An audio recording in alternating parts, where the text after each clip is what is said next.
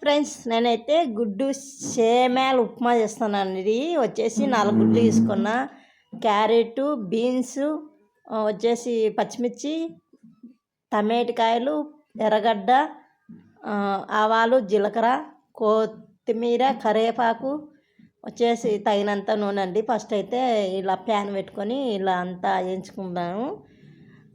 గుడ్డు first fry చేసుకోవాలండి. గుడ్డు ఫ్రై చేసుకున్న తర్వాత అదే నూనెలోకి కొద్దిగా నూనె వేసేసి, నూనె హీట్ అయిన తర్వాత ఫస్ట్ పోపు గింజలు అయితే వేయాలండి.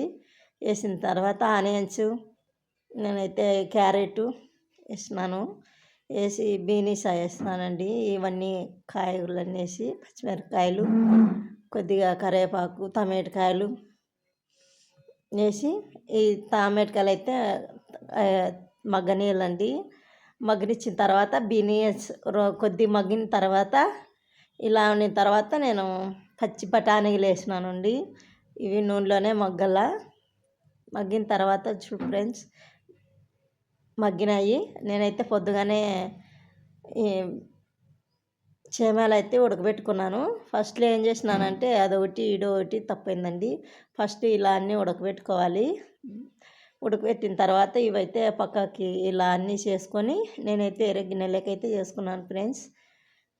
ఇలా వేసిన తర్వాత ఈ నూనె మగ్గనిచ్చి ఇవంతే గుడ్డు వేసినానండి. ఫస్ట్ సేమ్యాలు వేసి గుడ్డు వేసి ఫస్ట్ మళ్ళీ కొత్తిమీర అయితే వేసినాను ఫ్రెండ్స్. నచ్చితే లైక్ కొట్టండి, షేర్ చేసుకోండి ఫ్రెండ్స్, కామెంట్ పెట్టండి ఫ్రెండ్స్. Bye bye. ఇలా చేసుకోవాలండి.